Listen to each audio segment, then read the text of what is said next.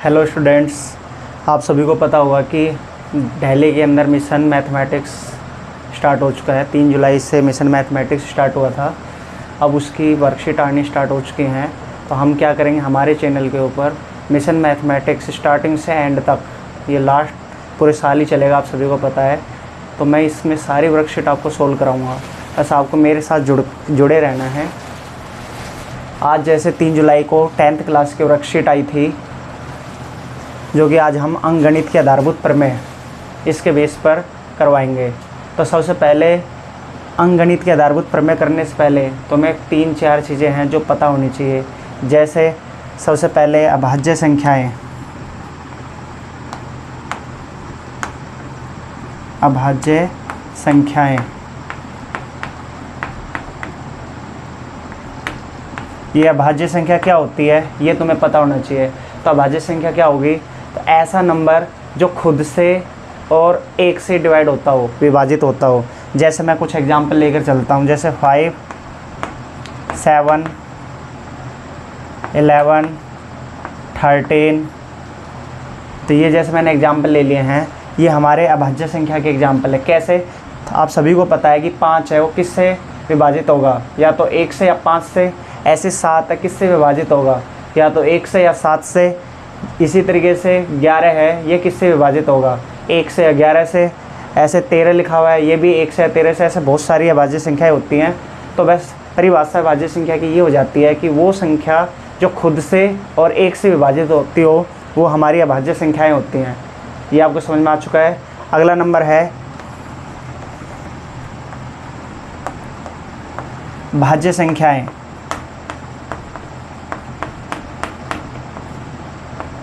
भाज्य संख्या क्या होती है, तो भाज्य संख्या जो यहाँ पर खुद से भी डिवाइड होगी, विभाजित होगी, 1 से विभाजित होगी, इनके अलावा भी एक नंबर और होगा जो इसको विभाजित करेगा। जैसे मैं एक एग्जांपल लेके चलता हूँ, जैसे 4 लिखा मैंने, तो जो 4 है वो किस किस से विभाजित होगा।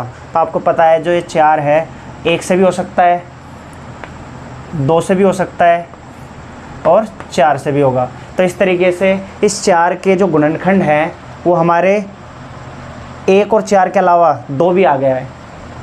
तो इसलिए क्या है, भाज्य संख्या है। एक एग्जांपल और लेके चलते हैं, जैसे मैंने लिखा 6, तो 6 एक अभाज्य है या भाज्य है, तो ये भाज्य संख्या। क्यों, हमें पता है कि यहाँ पर 6 1 से विभाजित हो जाएगा, 6 2 से भी विभाजित होगा, 6 3 से भी विभाजित होगा और 6 6 से भी होगा। तो देखो यहाँ पर इसके जो गुणनखंड है वो क्या हो गए हमारे, 1 2 3 6, ये इसके गुणनखंड है। तो यहाँ पर भी 1 और 6 के अलावा और भी गुणनखंड है इस नंबर के, 2 और 3, इसलिए ये भी क्या है, भाज्य संख्या है। तो यहाँ पर सिंपल सी बात है, अभाज्य संख्या में केवल 2 ही गुणनखंड होते हैं, एक तो खुद और एक। लेकिन भाज्य संख्या में उन 2 के अलावा और भी गुणनखंड होते हैं। जैसे मैंने यहाँ पर समझाया था, इसमें मैक्सिमम कितने गुणनखंड आए, 3 गुणनखंड आए। इसमें कितने गुणनखंड आए, 4। तो यहाँ पर इसलिए ये क्या है, भाज्य संख्या है। तो आपको अभाज्य और भाज्य संख्याओं के बीच में अंतर पता चल चुका होगा। इसके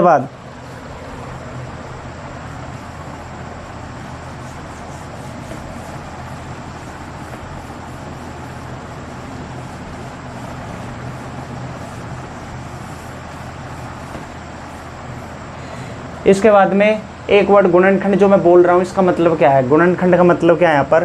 तो गुणनखंड का कुछ नहीं, कोई बड़ी चीज़ नहीं है ये।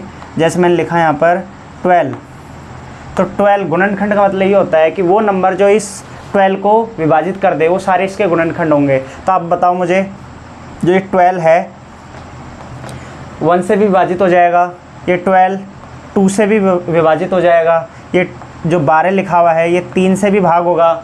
इसी तरीके से ये 12 4 से भी भाग होगा, ये 12 6 से भी भाग होगा। इसी तरीके से 12 से भी विभाजित होगा। तो आपको पता चल चुका होगा, ये जो नंबर हैं ये नीचे लिखे हुए हैं, ये सभी के सभी इस 12 को विभाजित कर देंगे। तो इसलिए इस 12 के जो गुणनखंड है ये सारे गुणनखंड हो गए हैं। तो गुणनखंड का मतलब यही होता है कि वे नंबर जो उस नंबर को क्या कर दें, भाग कर दें। तो आपको ये चीज़ समझ में आ चुकी है। इसके बाद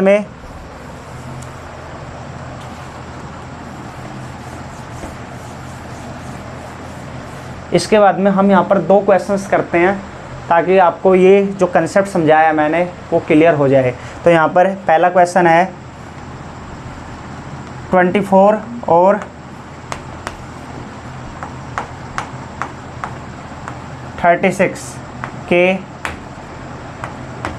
गुणनखंड लिखिए। ये क्वेश्चन है, आपको ये सोल्व करना है। तो इसके लिए क्या करोगे आप, तो यहाँ पर सिर्फ गुणनखंड लिखने हैं। तो यहाँ पर देखो 24 के गुणनखंड क्या होंगे। अभी मैंने आपको बताया गुणनखंड का मतलब ये होता है कि इस 24 को कौन कौन से नंबर क्या कर सकते हैं, विभाजित कर सकते हैं। ऐसे हमें 36 के बताने हैं, तो दोनों के हम गुणनखंड बताते हैं। तो देखो यहाँ 24 को कौन कौन डिवाइड कर सकता है, 1 कर देगा, 2 भी कर देगा, 3 भी कर देगा, 24 को 4 भी डिवाइड करेगा, 24 को 6 भी डिवाइड करेगा, 24 को 8 भी डिवाइड करेगा, 24 को 12 भी डिवाइड करेगा, 24 को 24 खुद भी डिवाइड करेगा। तो ये सारे नंबर वो हैं जो 24 को क्या कर रहे हैं, विभाजित कर रहे हैं। तो इसका मतलब इस 24 के गुणनखंड 24 के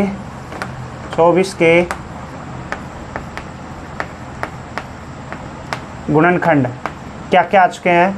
तो इस 24 के गुणनखंड 1, 2, 3, 4, 6, 8, 12, 24, ये इसके क्या हो गए, गुणनखंड हो चुके हैं।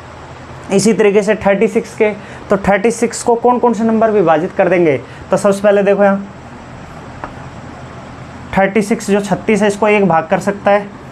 ऐसे ही 36 2 से भी भाग हो जाएगा, 36 3 से भी भाग हो जाएगा, 36 4 से भी भाग होगा, 36 6 से भी हो जाएगा, 36 9 से भी हो जाएगा, 36 12 से भी होगा।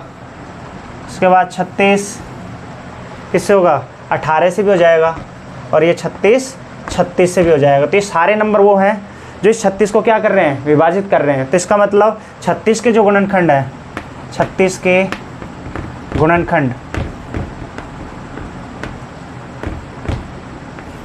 वो हमारे क्या क्या हो गए, 1 2 3 4 6 9 12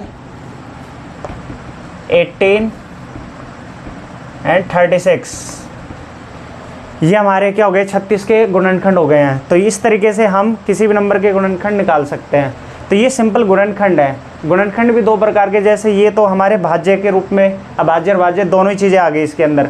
लेकिन कई बार हमसे पूछ लेता है कि 24 और 36 के अभाज्य गुणनखंड लिखिए। तो अभाज्य गुणनखंड में हम इस तरीके से सारे नंबर नहीं लिखते, वो नंबर लिखते हैं जो खुद से 1 से डिवाइड होते हैं, सिर्फ वो नंबर। तो वो कैसे करेंगे, उस टाइप का क्वेश्चन और समझा देता हूँ आपको।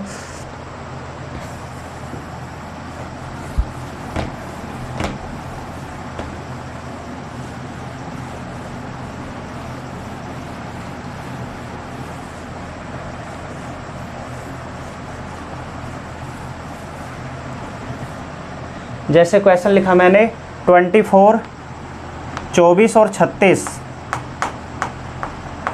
क्वेश्चन नंबर 2, 24 और 36 के अभाज्य गुणनखंड लिखिए। इस बार ये क्वेश्चन आ गया। तो देखिए क्वेश्चन वैसे ही है, बस इसमें एक नया वर्ड जोड़ दिया, सब जोड़ा में ना अभाज्य। तो अब यहाँ पर वो नंबर लेने हैं इस 24 को, जैसे मैंने लिखा 24 के अभाज्य गुणनखंड, अभाज्य गुणनखंड। तो 24 के अभाज्य गुणनखंड एक और तरीका है, आप ऐसे कर सकते हो। जैसे 24, तो सबसे पहले अभाज्य गुणनखंड में आपको पता होना चाहिए जो अभाज्य संख्या होती है, सबसे पहले सबसे छोटी अभाज्य संख्या हमारी 2 होती है। 2, फिर उसके बाद 3, फिर 5, फिर 7, फिर 11, फिर 13, फिर 17, इस तरीके से चलती जाती हैं। तो हम क्या करते हैं, सबसे पहले इस छोटी से छोटी अभाज्य संख्या से स्टार्ट करते हैं। 24 को सबसे छोटी अभाज्य संख्या कौन सी है जो इसको विभाजित कर देगी, तो 2 से 24 को भाग करेंगे तो यहाँ पर कितना आएगा, 12। फिर 2 से कट रहा है तो 12 को 2 से भाग करेंगे तो 6 आएगा। फिर 2 से 3, फिर 3 से 3 एकम 3। तो इस तरीके से इसके जो अभाज्य गुणनखंड है, इसके जो अभाज्य गुणनखंड है वो क्या है, 2 और 3, क्या आ गया हमारे 24 के अभाज्य गुणनखंड 2,3। तो ये चीज़ समझ में आ गया आपको। इसी तरीके से एक 36 लिखा हुआ था, तो 36 में किससे भाग करोगे, इसे 2 से 18 आ गया, फिर 18 को 2 से करोगे 9 आएगा, फिर इसके बाद में 3 से 3 तिया 9, फिर 3 एकम 3। तो इसके जो अभाज्य गुणनखंड आए, इसके क्या आ गए हमारे अभाज्य गुणनखंड 2,3। तो आप देख रहे हो कि 24 के और 36 के, 24 और 36 के जो अभाज्य गुणनखंड है दोनों के क्या है हमारे 2,3, 2,3। ये हमारे इसके अभाज्य गुणनखंड है। अब इसके बाद में इसी में ही 24 और 36 के अभाज्य गुणनखंड के गुणनफल लिखिए, ऐसा लिखा था क्वेश्चन। तो कैसे करते हैं, अगर इसी क्वेश्चन में ये आ जाता अभाज्य गुणनखंड को गुणनफल के रूप में लिखिए, गुणनफल रूप में लिखिए, ये है क्वेश्चन। तो इसे कैसे करोगे, तो यहाँ पर भी सेम है। पहले अभाज्य गुणनखंड तो जैसे हमने कर लिए, बस इसमें क्या है कि आपने ये लिखे ना, ये गुणनखंड ये हटाओ यहाँ से। अब हमें क्या करना है, इसको गुणनफल के रूप में लिखना है। तो क्या करोगे, यहाँ 24 लिखो और इसको क्या करना है, जो इसके अभाज्य गुणनखंड आए हैं इनको गुणनफल के रूप में लिख दो, यानी कि 2 गुणा 2 गुणा 2 गुणा 3। और क्या लिख सकते हो, 2 कितनी बार है, 3 बार, तो इसको लिख दोगे 2 की घात 3 गुणा में 3। ये हमारा क्या है 24 के अभाज्य गुणनखंड के गुणनफल। ऐसे ही हम 36 के भी लिख सकते हैं। कैसे लिखेंगे, 36 बराबर में 2 कितनी बार है, 2 गुणा 2, ऐसे ही 3 गुणा 3। और क्या लिख सकते हैं इसको, 2 कितनी बार आया, 2 बार, तो इसको लिखेंगे हम 2 की घात 2, ऐसे यहाँ लिखेंगे 3 की घात 2। तो ये हमारे 24 और 36 के अभाज्य गुणनखंड के गुणनफल के रूप में लिखना था, वो हमने लिख दिया। ये होता है इसका प्रोसेस। तो आपको इस वर्कशीट में इतना ही था। बस एक चीज़ और है, आपको ये अंकगणित की जो आधारभूत प्रमेय है इसके बारे में पता होना चाहिए। तो अंकगणित की जो आधारभूत प्रमेय है वो यही है कि कोई भी नंबर है, जैसे 24 और 36 लिखा हुआ है, तो इसके जो हमारे अभाज्य गुणनखंड होंगे वो हमारे अद्वितीय होते हैं। यानी आप 24 और 36 के जो अभाज्य गुणनखंड करेंगे वो आप बदल नहीं सकते, वो फिक्स होते हैं, बस ऑर्डर उसका चेंज कर सकते हो। लेकिन हमारे जो संख्याएँ आएंगी अभाज्य संख्याएँ वो हमेशा यूनिक आती हैं, यानी अद्वितीय आती हैं। तो यही था, उसको हम गुणनफल के रूप में लिख देते हैं, जिसका नाम दे दिया हमने अंकगणित की आधारभूत प्रमेय। अब देखिए यहाँ पर ये जो है पहली वर्कशीट थी जो कि 3 जुलाई को आई थी और ये क्लास 10th है।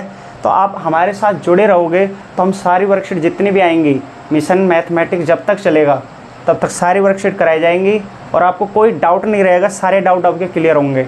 बस आपको मेहनत करनी है, पढ़ाया सब कुछ जाएगा लेकिन जी जान आपको लगानी है पढ़ने में। तो ठीक है, अब वो अच्छी वीडियो लगी तो थैंक यू।